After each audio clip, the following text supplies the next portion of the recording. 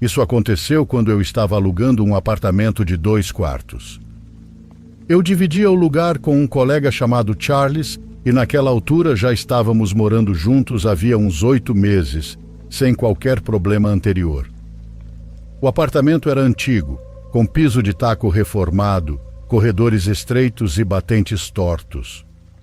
Isso é relevante porque o som se espalhava de um jeito estranho à noite. Certa madrugada acordei por volta das 2, talvez 2:30 da manhã.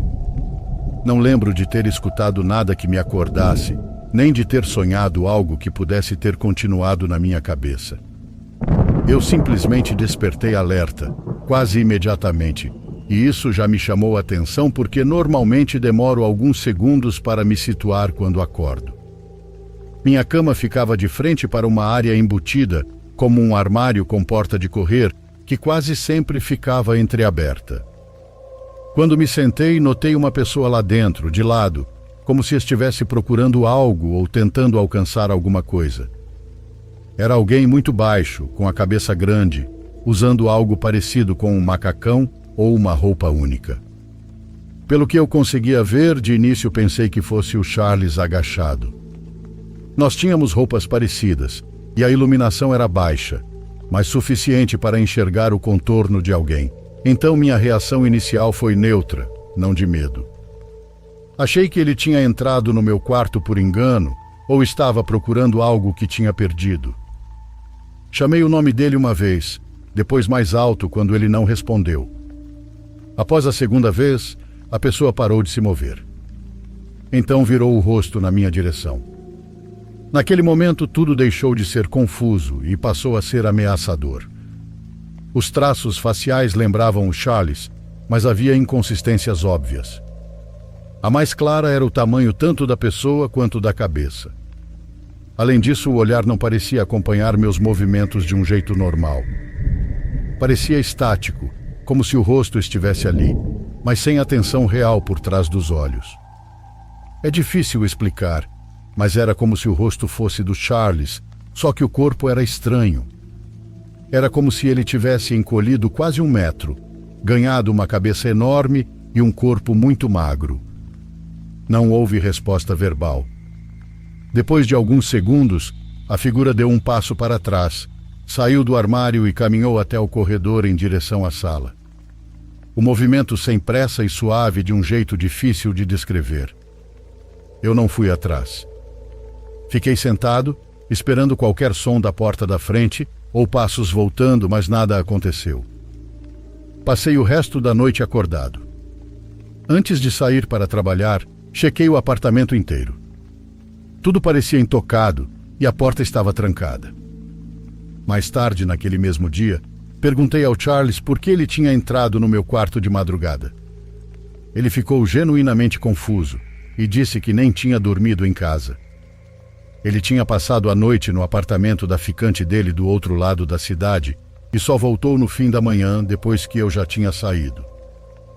A partir daí comecei a pensar em possíveis explicações. Talvez eu tivesse alucinado. Talvez fosse algum tipo de paralisia do sono.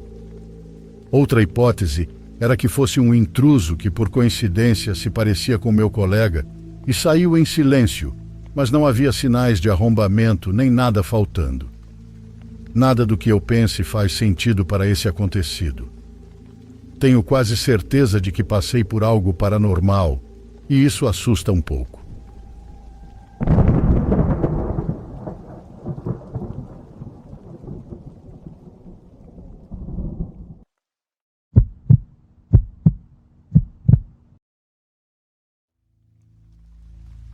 Desde que tive minha primeira moto, a ideia de viajar pela América Latina passou a rondar minha cabeça. Não por moda, nem para postar nas redes banais, mas porque sempre me atraiu a ideia de cruzar fronteiras, conhecer vilas pequenas, me perder um pouco na imensidão dos nossos países e conhecer as pessoas que habitam nossa terra. Quando isso aconteceu, eu já estava viajando havia vários meses, lá por 2015. Tinha 25 anos, uma mochila cheia de roupas e um entusiasmo pela estrada que só minha namorada, hoje minha esposa, entendeu quando decidi partir. Eu já tinha cruzado para o Paraguai e a minha ideia era ir me aproximando da capital, mas sem pegar sempre as rotas principais. Gostava de alternar entre estradas movimentadas e caminhos secundários, porque era nesses lugares que você costumava encontrar as coisas mais curiosas. Naquele dia, seguindo essa mesma lógica, deixei o Google Maps me guiar por uma rota que parecia mais longa. No começo, tudo ia mais ou menos bem. Era uma estrada relativamente tranquila, com pouco trânsito, caminhões de vez em quando e alguma casa isolada de tempos em tempos. Mas conforme fui avançando e a tarde começou a cair, notei algo que não me agradou muito. O trânsito praticamente desapareceu. A estrada, que antes estava em condições aceitáveis, começou a piorar cada vez mais. Tinha buracos profundos, trechos com o asfalto levantado, partes em que a vegetação tomava quase um dos lados inteiros da pista. O mais sensato teria sido parar, conferir o mapa e voltar. Mas a imprudência e o orgulho falaram mais alto. Pensei: já estou aqui, não pode ser tão grave. Vou seguir mais um pouco e logo devo sair numa estrada melhor. E continuei. O céu escureceu mais rápido do que eu esperava. Quando me dei conta, a luz já tinha desaparecido quase por completo. Acendi os faróis da moto, reduzi a velocidade e comecei a me sentir tenso. A estrada parecia cada vez mais abandonada, como se ninguém passasse ali há anos. Em vários trechos, galhos e mato chegavam até o centro do asfalto. E para piorar, começou a chover. Primeiro algumas gotas, depois um pé d'água lazarento me pegou. A água no asfalto quebrado deixava tudo mais perigoso e eu não via qualquer lugar por perto onde pudesse me abrigar. Entre a vegetação ao redor da estrada não havia luz alguma. Nenhuma casa, nenhum sinal de povo, posto de gasolina ou coisa parecida. Só árvores, campo e uma estrada esquecida por Deus. Comecei a me preocupar de verdade. E quando já estava pensando que tinha me metido numa encrenca daquelas, vi algo que me deu um pouco de esperança. À beira da estrada, entre as plantas, consegui distinguir uma construção. Não era uma casa comum. Tinha formato de estabelecimento, com um telhado comprido e um espaço na frente que parecia ter sido um estacionamento. Conforme me aproximei, pude ver melhor. Era, ou tinha sido, um restaurante.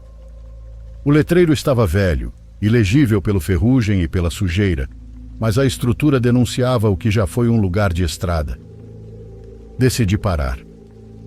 Estacionei a moto perto da entrada, desliguei o motor e desci, agradecendo por ter pelo menos um teto contra a chuva. O lugar parecia abandonado. Janelas escuras, pintura descascada e portas tortas. Não tive coragem de tentar abri-las e fiquei no alpendre olhando para a escuridão. Imaginem meu susto quando ouvi a madeira ranger e um segundo depois vi uma mulher saindo de dentro do restaurante. Ela veio caminhando com calma, como se não fosse nada estranho ver um viajante parar ali no meio da noite. Devia ter uns 40 ou 50 anos, mas era difícil saber com a pouca luz. Usava roupa simples, porém limpa. Não parecia alguém em situação de rua nem alguém perdido. Mas não vou mentir, eu me assustei demais. Eu vinha pilotando sozinho por uma estrada que parecia deserta e de repente de um lugar que eu juraria estar abandonado, saiu uma pessoa como se trabalhasse ali. Ela, por outro lado, parecia tranquila. Me cumprimentou, perguntou se eu estava bem e se a moto tinha algum problema. Expliquei que só buscava abrigo da chuva e que o Google tinha me levado por aquele caminho. A mulher balançou a cabeça e disse algo que ficou marcado em mim. Essa estrada quase ninguém usa mais. Abandonaram quando construíram uma rota mais direta para Assunção. Ela explicou que desde que a nova rota foi aberta, o movimento por ali sumiu quase por completo. Os negócios que viviam dos viajantes, como aquele restaurante, ficaram sem clientes. Muitos fecharam, outros ficaram pela metade e, com o tempo, a estrada caiu no esquecimento. Eu já estava nervoso quando perguntei: E a senhora, o que faz aqui então? Ela ficou em silêncio por um segundo, me olhando, e depois respondeu com calma. Ainda tem gente vivendo por aqui. Não tantos quanto antes, mas ainda restam alguns. A voz dela era tranquila. Não sabia se ela falava sobre casas escondidas no campo, sobre moradias que eu não via dali, ou se estava falando do próprio prédio. Depois ela me ofereceu uma xícara de café. Eu realmente queria algo quente, então, mesmo assim, por educação, aceitei. Ela sorriu e disse para eu esperar um momento, que iria aos fundos. Apontou para uma porta que dava para o que em outra época provavelmente tinha sido a cozinha ou o depósito. A vi desaparecer por ali. Fiquei sozinho na entrada com o capacete na mão, ouvindo a chuva bater no telhado de zinco e os grilos ao longe. Os minutos passaram e comecei a ficar nervoso porque a mulher não voltava. Esperei vários minutos e nada. Bati no batente da porta e, ao não ouvir resposta, chamei em voz alta. Olá? Só silêncio. Por impulso, pedi licença e avancei alguns passos para dentro do prédio. Foi então que percebi algo que me gelou por dentro. O restaurante estava abandonado. Não meio descuidado, abandonado mesmo. Vegetação entrando por uma janela, chão coberto de poeira e mesas quebradas ao fundo. O balcão tinha uma camada grossa de sujeira e teias de aranha. A parte de trás, onde ela supostamente tinha ido pegar o café, era ainda pior. Cozinha enferrujada e prateleiras vazias. Nenhum sinal de que alguém morasse ali. Nenhum sinal de que alguém trabalhasse ali, e principalmente nenhum sinal da mulher. Dei algumas voltas, olhei para todos os lados e chamei por ela de novo, já bem alterado. Nada. Era como se ela nunca tivesse estado ali. Voltei para a frente do prédio com o coração acelerado. A chuva tinha diminuído, mas agora eu sentia algo muito pior. A sensação clara de estar sendo observado. Não sei de onde vinha, mas pude sentir isso na nuca. Juro que era como se alguém estivesse me olhando de algum canto invisível. Talvez de uma janela, da porta dos fundos ou até da própria estrada. Nesse momento ouvi barulhos nos fundos do prédio. Não passos, mas sons abafados, como algo arrastando ou se movendo. Aquilo foi suficiente para me convencer de que eu não devia ficar ali nem mais um segundo. Subi na moto.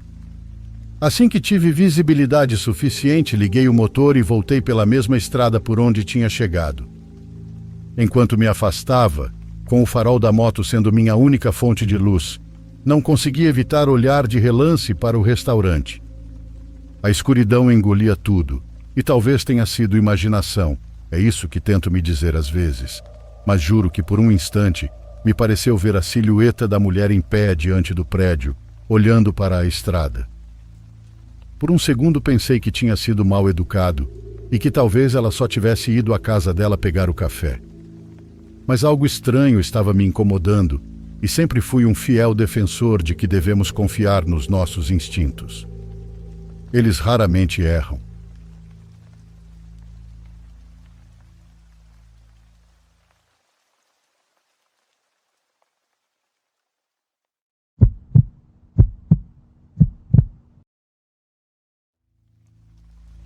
Na minha família sempre existiu um rumor sobre o desaparecimento de uma tia ainda pequena. É uma menina da qual não existem fotografias nem registros, restando apenas lembranças vagas entre meus tios e meu avô. Raramente eles se atrevem a falar sobre isso. A voz do meu avô treme sempre que o assunto vem à tona, certamente pelo sentimento de ter falhado como pai, pela impotência e pela cicatriz profunda que isso deixou tanto na vida da minha avó quanto na de seus outros filhos. Durante todos esses anos, cresci ouvindo fragmentos desconexos da história, advertências constantes sobre cuidar das crianças e jamais se separar delas, mesmo que isso acabasse causando desconforto em outras pessoas. Meu avô costumava contar que quando meus tios eram pequenos, a casa onde viviam naquela época era muito humilde, com paredes de adobe e corredores estreitos, feitos de tábuas velhas. A iluminação, como se pode imaginar, também não era das melhores. O povoado onde moravam Mal passava de um conjunto de casas dispersas, cercadas por morros, caminhos de terra e uma igreja no centro, onde as pessoas se reuniam para a missa e também montavam seus pequenos comércios. Embora tudo parecesse transcorrer normalmente, começaram a acontecer situações que fugiam à lógica, manifestações silenciosas que, pouco a pouco, foram alterando a família e sua rotina. Um dos meus tios, ainda criança, passou a se levantar no meio da noite e ficar parado em frente à porta que dava para o caminho principal da casa, afirmando que via pequenas pessoas atravessando o pátio repetidas vezes. Meu avô associou esse comportamento ao sonambulismo, mas no fundo, aquela atitude o deixava nervoso. No entanto, o verdadeiro terror surgiu numa tarde aparentemente tranquila. Enquanto cuidava do jardim nos fundos da casa, ele ouviu a voz da minha tia pequena conversando com alguém. Por um instante pensou que fosse uma brincadeira inocente, talvez falando com uma boneca de pano ou algum brinquedo improvisado, como as crianças costumam fazer. Porém, movido pela curiosidade e pela inquietação, resolveu espiar e a encontrou de pé, completamente sozinha, sem nada nas mãos. Ela encarava fixamente um ponto enquanto falava. Aquela imagem deixou meu avô sem palavras.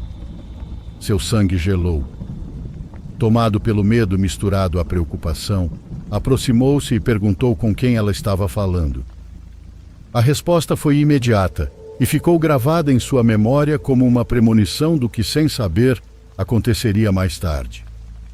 Ela disse que estava conversando com seu amigo, um menino pequeno de aparência queimada, que a visitava com frequência. As palavras da criança e a descrição daquele amigo tornaram o ambiente pesado, criando a sensação de que estavam sendo observados por algo oculto na escuridão. Nos dias seguintes, o comportamento das crianças tornou-se estranho, perturbador e preocupante. Não havia noite em que meu avô conseguisse permanecer deitado tranquilamente, pois ouvia passos, arranhões e batidas vindos do lado de fora, quando todos já deveriam estar dormindo. Em mais uma dessas noites, ele despertou com o coração acelerado e, como era de seu costume, levantou-se para verificar os filhos. Foi então que percebeu a ausência de duas crianças. Uma delas, mais uma vez, estava parada diante da janela com o olhar perdido, enquanto minha tia caminhava lentamente pelo quintal, afastando-se da casa como se estivesse seguindo alguém. Em meio ao pânico, meu avô gritou várias vezes o nome dela e correu para alcançá-la e impedi-la de ir embora. Com tranquilidade assustadora, ela explicou que seu amigo a guiava até a casa dele, um lugar distante dali. Da melhor forma que conseguiu, meu avô colocou as crianças de volta na cama, tentando convencê-las de que tudo não passava de um sonho, garantindo que ao amanhecer poderiam continuar brincando se quisessem. Mas esse amanhecer não chegaria para todos, pelo menos não para uma tia. Poucos minutos depois, um grito dilacerante rompeu o silêncio daquela noite. Meu avô e minha avó se levantaram imediatamente para ver o que estava acontecendo. As outras crianças estavam assustadas, encolhidas num canto, tremendo e incapazes de explicar o que havia acontecido. Apenas repetiam uma e outra vez o nome da minha tia. Diante disso, minha avó decidiu ficar com eles, tentando acalmá-los, enquanto meu avô percebeu que a porta principal estava quebrada por ter sido forçada de dentro para fora.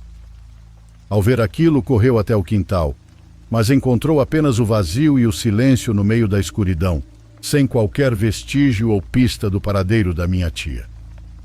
Com o passar dos dias, o desespero só aumentou, pois ninguém conseguia explicar o que realmente havia ocorrido naquela noite. Meus tios afirmavam ter visto a porta do quarto se abrir violentamente, arrastando minha tia pelo corredor, enquanto ela gritava de dor. Meu avô passou a suspeitar que pudesse se tratar de um duende, uma entidade que, segundo relatos antigos transmitidos em sussurros, se aproveita da inocência das crianças para levar aquilo que deseja. Nesse caso, uma menina. Na época, ele também procurou a igreja em busca de ajuda. Lá recebeu água benta e cruzes para colocar na casa, pois, segundo o sacerdote, aquilo poderia não terminar apenas com o desaparecimento da minha tia. Foi o próprio padre quem acompanhou minha família em buscas pelo possível paradeiro dela. Ele contou sobre um lugar escondido entre as montanhas, onde, segundo os moradores, surgiam criaturas malignas e onde talvez ela estivesse. No entanto, apesar de percorrerem a região cheios de esperança, não encontraram nada além de lixo e objetos antigos abandonados. Após esses acontecimentos, não demorou para que o estado mental da minha avó começasse a se deteriorar pouco a pouco, a cada expectativa frustrada. Por isso, meu avô preferiu deixar o assunto no esquecimento e concentrar-se em cuidar dela e do restante da família. Já se passaram mais de 40 anos e o desaparecimento da minha tia continua sendo um completo mistério. Ninguém é capaz de explicar qual foi o seu destino, e o povoado seguiu crescendo, deixando esse caso esquecido no tempo. Antes de falecer, minha avó pediu para ser sepultada naquele lugar, pois acreditava que se um dia sua menina voltasse, ela estaria ali para recebê-la. Quanto a nós, mudamo-nos por decisão do meu avô. Ele não queria que seus netos e bisnetos crescessem naquele lugar sem trabalho. No fundo, preferimos acreditar que foram medidas duras tomadas pelo nosso bem-estar e pelo medo de repetir aquele descuido que marcou nossa família para sempre.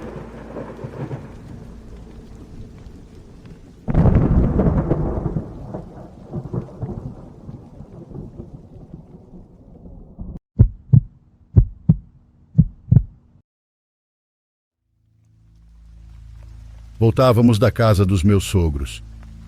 A Gabi vinha dormindo e eu estava exausto. Tínhamos passado o dia brincando com as crianças e com os cachorros, e tudo o que eu mais queria era chegar em casa e me jogar na cama. A única coisa que te peço, se for contar isso, é que não diga onde foi. Só posso dizer que aconteceu em um trecho de estrada estadual em Minas. Era uma reta longa, entre terrenos vazios, sem iluminação pública, com 2 faixas, acostamento estreito e uma linha branca que se perdia facilmente à frente. Dos lados havia mato baixo, pedras, cercas velhas e árvores tortas. Não existiam placas e não havia referências. Tinha chovido e o asfalto ainda estava molhado. A umidade entrava pelas frestas das janelas e tudo cheirava a terra molhada. Eu dirigia em velocidade moderada, mesmo sendo uma reta. Temos filhos e já não somos moleques. Além disso, à noite a gente aprende a respeitar a estrada. Pode ter animal solto, caminhão sem luz ou gente atravessando onde não deve. De repente vi o primeiro triângulo de segurança. Era o aviso de que havia ocorrido um acidente à frente. Alguém tinha colocado a sinalização para que quem viesse atrás reduzisse a velocidade e evitasse um segundo choque. O triângulo seguinte estava mais afastado do acostamento. O terceiro já quase invadia a pista. Fui para a faixa de ultrapassagem com cuidado, mas continuei devagar. Mais à frente, vi luzes brancas e amarelas refletindo no asfalto molhado. Era um caminhão tombado. Ainda não dava para saber se ele bloqueava completamente a via. Cheguei um pouco mais perto, não por curiosidade, mas porque precisava entender a cena para decidir o que fazer. Foi então que, do nada, um sujeito apareceu na minha frente. Ele não veio de lugar nenhum. Surgiu diante do carro como se estivesse esperando exatamente ali, dentro do alcance dos faróis. Era grande, alto e de costas largas. Mas o que me congelou foi o rosto. Tinha uma expressão dura, como se fosse esculpida. Como se no lugar da pele fosse pedra. Testa larga, mandíbula marcada e maçãs do rosto imóveis, que não mudavam mesmo quando ele se movia. Não parecia bravo, parecia que simplesmente não conhecia outra expressão. Os olhos não brilhavam, e o sujeito não estava pedindo ajuda. Ele apenas estava ali, me olhando sem piscar.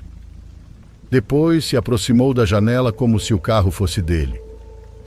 "Não tem passagem", disse. "O caminhão tombou. Vocês têm que voltar." Apesar do que havia à nossa frente, ele não parecia um motorista acidentado. Parecia alguém designado para vigiar. Disse que tudo bem e subiu o vidro. O homem se virou, se afastou, e eu fiquei olhando para o caminhão, tentando calcular uma saída. O problema era simples. Não havia outro caminho. Não era uma rodovia com desvios frequentes. Para voltar, seria preciso dar meia volta, contornar um morro e fazer um desvio longo por uma estrada que eu nem sabia se tinha sinalização. Olhei o marcador de combustível e não gostei do que vi. Estávamos no limite. Pensei que talvez, avançando pelo acostamento bem devagar, desse para passar. Engatei a primeira, comecei a abrir o carro e naquele instante o sujeito voltou. Voltou rápido, não correndo mais rápido como se tivesse se lançado. Em 3 segundos ele já estava sobre o capô. Ele parou a centímetros do carro, inclinado na minha direção. Com a mão levantada, apontou o caminho de volta. Não posso deixar passar, disse. Nem tente. Tentei explicar minhas razões como se realmente acreditasse que pudesse convencê-lo. Falei da gasolina, disse que estava com minha esposa, que voltávamos de um encontro e que só queríamos chegar em casa com as crianças. O homem nem piscou. Engata a ré e volta por onde veio, senão vou usar a força. A ameaça soou real. Não era um bêbado brincando, era um homem grande, sério, com uma segurança que dava medo. Olhei para a Gabi, que já estava acordada, com o rosto branco de susto. Ela apertou minha perna e murmurou: "Vamos embora. Você não sabe o que virou esse caminhão. Você não sabe o que ele estava carregando." Na nossa frente começou a acontecer algo que nesses lugares acontece com uma rapidez difícil de entender. Pessoas começaram a chegar. Primeiro 2, depois 5, depois 10. Eram moradores da região. Gente que vinha dos arredores em caminhonetes velhas, motocicletas e alguns a pé. Parecia que a notícia do tombamento tinha corrido por baixo da terra. Quando um caminhão tomba em lugares mais pobres, sempre acontece isso, pois as pessoas chegam para ver o que podem levar. Vieram com pressa, com fome e com necessidade no sangue. O homem que nos parou se colocou diante dos primeiros e gritou para que voltassem. Fez gestos ameaçadores, mas mesmo assim, outros chegaram por outro lado e passaram direto. Ele ainda gritou uma última advertência à distância, algo que não conseguimos entender. Então a Gabi gritou. Um grito que arrepiou meu corpo inteiro.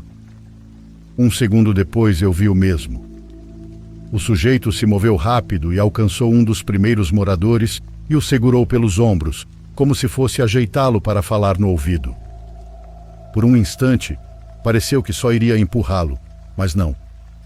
O que ele fez é algo que minha mente ainda tenta explicar sem conseguir. Ele apertou e o corpo do homem estourou. Não como quando alguém se machuca, mudou de forma como quando uma bolsa cheia estoura. O som foi o pior detalhe. Não há outra forma de dizer. Ele separou o corpo em 2 partes. Obviamente não usou faca, nem ferramenta, nem fez esforço visível. Foi com as mãos. As 2 partes caíram no chão e deu para ouvir. Algo escuro se espalhou pelo asfalto. Havia pedaços que ainda se mexiam, como quando uma galinha corre sem cabeça. Ao redor, as pessoas levaram 1 segundo para reagir. Aquele segundo em que o cérebro se recusa a aceitar o que está vendo. Depois veio o grito da mulherada. Um homem recuou e tropeçou nos próprios pés. Outro tentou correr em direção ao caminhão. Um levantou uma pedra, como se uma pedra pudesse servir de algo diante daquela coisa. As pessoas escorregavam pelo pânico e pelo que já estava no chão.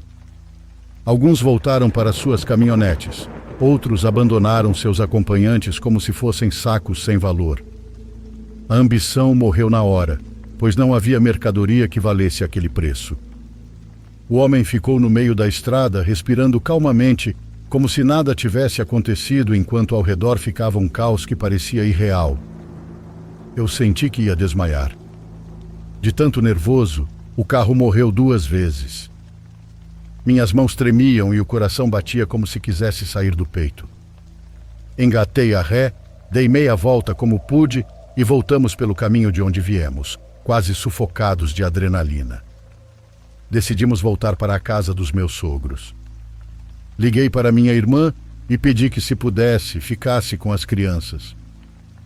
Contei que a estrada estava fechada e que não parecia que iam liberar o trânsito tão cedo. Ela disse que sim, sem problema. Minha esposa e eu dormimos na sala da casa dos pais dela. Passamos frio e não dormimos. Mas não foi por causa do frio. Ficamos acordados, lembrando do que tínhamos visto na estrada. De madrugada, eu e a Gabi conversamos sem nos olhar. Concordamos em não contar nada. Não se pode ser testemunha de algo assim e falar sem parecer louco. No dia seguinte, meu cunhado nos acordou cedo. Já sabíamos que ele viria, pois ia ajudar meu sogro com uns trabalhos no telhado. Entrou na sala falando baixo, como se tivesse medo de que alguém ouvisse. A estrada já foi liberada, mas vocês viram o que aconteceu? Disse. Fingi que não entendia. Ele abaixou ainda mais a voz. Um caminhão tombou. Estava carregado de drogas e produto ilegal. O pessoal do povoado ali perto foi ver o que podia pegar. 16 pessoas ficaram em estado horrível. A polícia trabalhou a noite inteira. Minha sogra fez o sinal da cruz. Ainda bem que vocês não viram nada, disse. Dizem que foi uma coisa de outro mundo. Vocês nunca ouviram falar que esses caminhões de droga, quando carregam esse tipo de coisa, são protegidos com bruxaria? Ninguém respondeu. Meu cunhado continuou. Dizem que quem cuida é um morto guardião ou algo assim. Eu e a Gabi ficamos sem ar. Foi tão evidente que minha sogra percebeu. Vocês estão bem? A Gabi reagiu rápido, por instinto. A gente passou por lá, mas ainda bem que não vimos nada. Ainda bem que não aconteceu nada com a gente. Tomamos café em silêncio e saímos antes do meio-dia. Quando passamos de novo pelo mesmo trecho da estrada, havia uma faixa interditada. Estavam lavando o asfalto com lavadoras de alta pressão. Passamos devagar, sem querer olhar para o chão. Então a Gabi gritou. Eu olhei e ela apontou para uma árvore à beira da estrada. Havia restos pendurados em um galho. Não era roupa, não era lixo, eram pedaços. Apontamos para o homem que fazia a limpeza.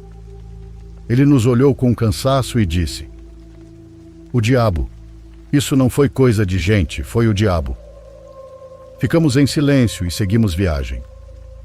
Não falamos nada, embora tivéssemos vontade de dizer que ele estava certo. Falo isso porque na noite anterior nós olhamos o diabo nos olhos.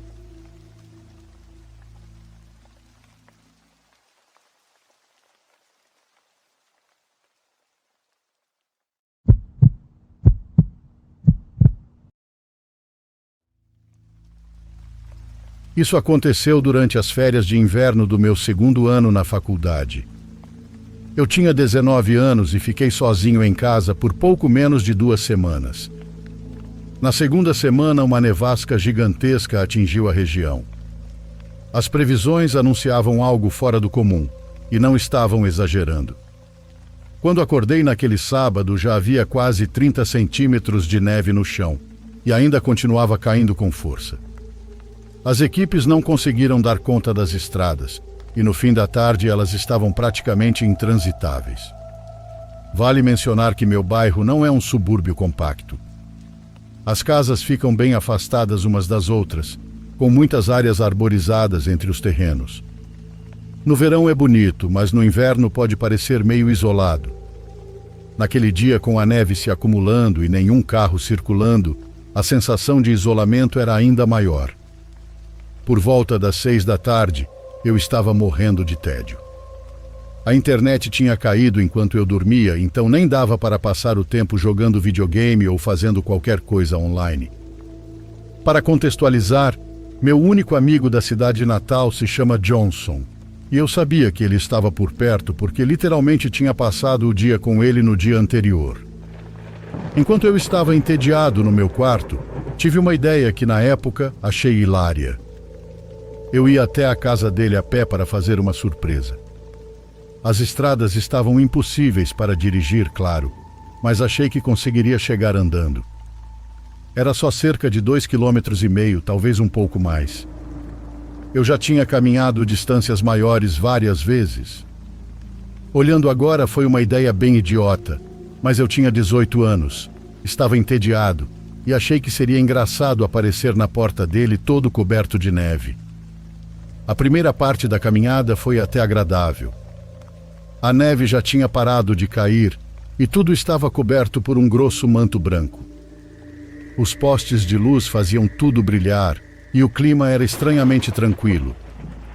Eu só conseguia ouvir minha própria respiração e o som dos meus passos esmagando a neve. Não havia mais nada. Não existia um ser vivo lá fora.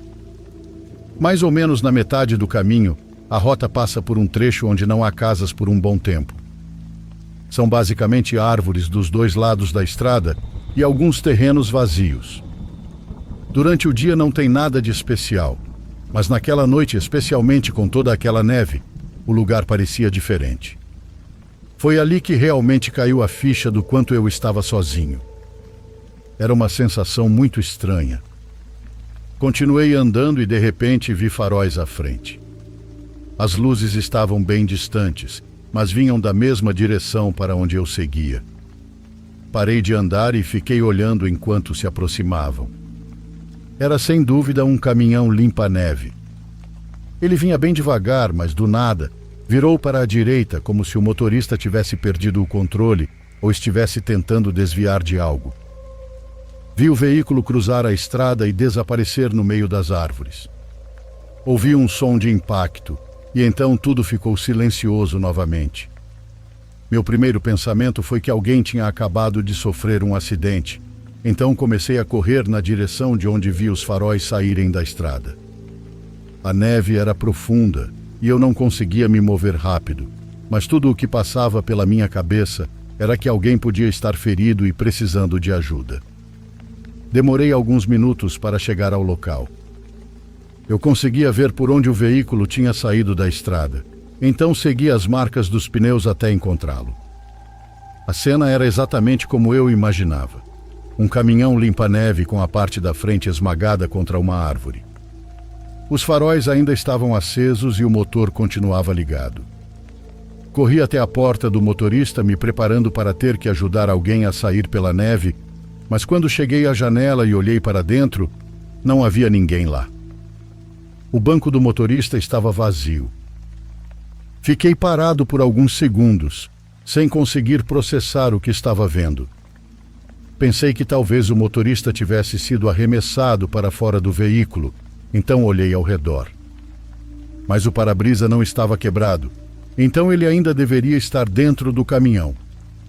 Fui até o lado do passageiro, mas aquele banco também estava vazio.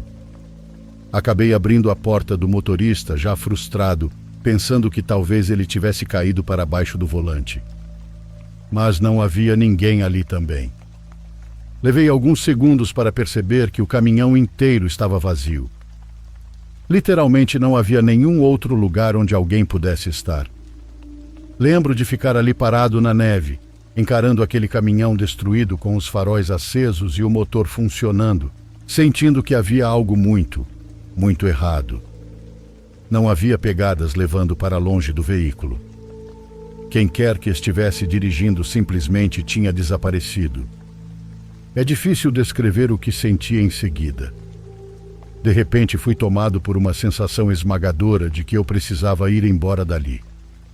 Não foi exatamente um pensamento, mas um instinto, como se algo no meu íntimo estivesse me forçando a sair. Confiei nesse instinto e comecei a me afastar do caminhão. Enquanto caminhava de volta pelo mesmo caminho por onde tinha vindo, ouvi uma voz gritar atrás de mim. Era a voz de um homem pedindo ajuda. Eu queria virar e ajudar. Afinal, esse era o motivo de eu ter ido até lá. Porém, todos os meus instintos gritavam para que eu continuasse andando. Comecei a correr e, conforme eu me afastava, ouvi a voz gritar mais uma vez. Na segunda vez, parecia muito mais próxima. Próxima demais. De um jeito impossível. Ninguém conseguiria se mover tão rápido naquela neve profunda. Eu não me virei e corri o resto do caminho até a casa do Ryan. A brincadeira que eu iria fazer tinha sido completamente arruinada naquele ponto. Devo ter parecido um louco quando a mãe dele abriu a porta. Expliquei o que tinha acontecido e o pai dele acabou ligando para a polícia. No tempo que levou para a polícia, ir até lá e voltar, enfrentando toda aquela neve, eu e o Ryan discutimos o que eu tinha visto pelo menos uma dúzia de vezes. Ele ficava perguntando se talvez eu tivesse imaginado tudo, ou se o motorista tinha ido embora antes de eu chegar, mas eu sabia com absoluta certeza que meus olhos não estavam me enganando. Quando os policiais chegaram à casa, revelaram algo assustador. Segundo eles, não haviam encontrado nenhuma marca de pneus naquela estrada. Tinham vasculhado toda a via, mas não havia sinal algum de que um caminhão limpa-neve tivesse passado por ali. Um dos policiais chegou a me acusar de ter inventado tudo, e eu precisei discutir com ele. Eu praticamente implorei para que acreditassem em mim e não me levasse preso. No fim, o policial simplesmente foi embora e não havia mais nada que eu pudesse fazer. Passei a noite na casa do meu amigo. Eu não queria voltar para casa no escuro e, sendo sincero, acho que não conseguiria nem se quisesse. Na manhã seguinte, depois que os caminhões finalmente limparam as estradas, o pai do Ryan me levou para casa. Desde então, penso muito naquela noite e toda vez chego à mesma e infeliz conclusão. Bom, eu acho que o que aconteceu comigo é apenas uma daquelas coisas inexplicáveis. Acho que é possível que eu tenha alucinado tudo aquilo, mas essa ideia me assusta tanto quanto qualquer outra explicação.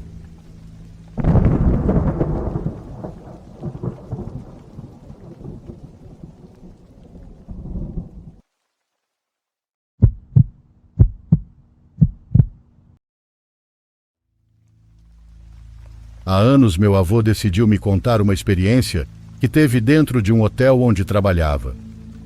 Ele estava recém-casado e precisava cobrir certos gastos, por isso fazia horas extras trabalhando duro.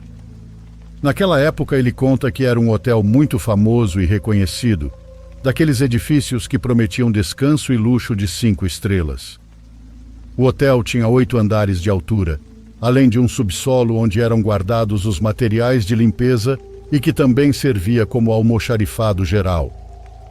Possuía uma arquitetura impecável, com um aspecto elegante. As alfombras escuras estavam sempre limpas, e os corredores quase intermináveis costumavam estar ocupados, porta após porta. No entanto, o 5º andar não demorou a ganhar má reputação entre os hóspedes. Ninguém conseguia permanecer lá por mais de 2 noites. De acordo com a recepção, as principais queixas e saídas apressadas estavam relacionadas a um suposto menino. A equipe até já estava acostumada a lidar com os clientes que tivessem o azar de usar aquelas suítes. Mas a grande dúvida deles era: de quem era aquela criança? Com frequência, hóspedes ligavam irritados, alterados e até histéricos, afirmando que um menino batia nas janelas pelo lado de fora, insistindo para que saíssem para brincar com ele a altas horas da noite. Alguns chegaram a vê-lo, descrevendo-o como um garoto pequeno, de cabelo escuro, olhos cor de âmbar e roupas em tons azulados, com uma voz doce, alegre e inocente. A parte mais inquietante é que isso só acontecia no 5º andar, uma altura considerável e onde os quartos não tinham varandas ou saídas externas, por segurança dos clientes. Isso deixava os funcionários desconcertados sempre que iam verificar as reclamações. Como eu disse, não havia maneira alguma de um menino alcançar aquelas janelas, muito menos ficar parado no ar do lado de fora. O pessoal da limpeza vivia algo semelhante. As camareiras responsáveis por arrumar os quartos evitavam permanecer naquele piso por muito tempo. Meu avô, por sua vez, sempre que chegava ao quinto andar, dizia sentir algo pesado, muito frio, e às vezes via uma sombra pequena passando de um lado a outro, embora atribuísse isso à iluminação fraca. Ele conseguiu se manter alheio aos rumores, convencido de que era apenas sugestão, algo alimentado pelo medo e pelo cansaço de todos. Mas certa noite, finalmente teve que levar malas ao quinto andar. Enquanto caminhava com o carrinho de bagagem, ouviu claramente a voz de um menino pequeno atrás dele, cantarolando alegremente. Embora fosse totalmente fora do normal, meu avô se virou, esperando encontrar algum hóspede perdido, separado dos pais entre tantos andares. Mas não havia ninguém atrás dele. O corredor estava completamente vazio, o que fazia sentido. Ninguém, absolutamente ninguém além dele havia subido no elevador. Depois desse acontecimento, ele deixou de duvidar das histórias que o pessoal do serviço contava sobre aparições do menino. Passou a saber que não se tratava de boatos, e sim de um fantasma que escolhia quando e para quem aparecer. Algum tempo depois, meu avô aceitou uma oferta de trabalho melhor e deixou o emprego, evitando até passar pelos arredores do hotel caso precisasse. Não foi até alguns anos depois que o hotel acabou fechando por causa da baixa clientela e da crise econômica do país. O prédio ficou abandonado por muitos anos, até que recentemente foi transformado em conjuntos habitacionais.